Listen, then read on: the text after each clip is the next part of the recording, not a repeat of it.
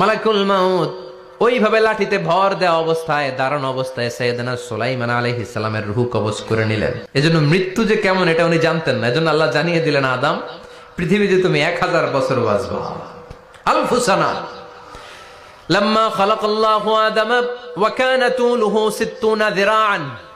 বুখারীর বর্ণনা, সাইয়েদনা আদম আলাইহিস সালামকে বানানোর পরে আল্লাহ 60 হাত লম্বা বানালেন। কয় হাত? জোরে বলেন, আরো জোরে।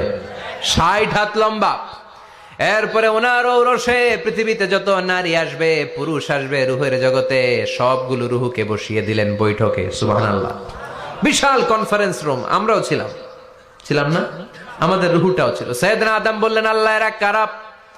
আল্লাহ বললেন, আদম এগুলো সব তোমার সন্তান।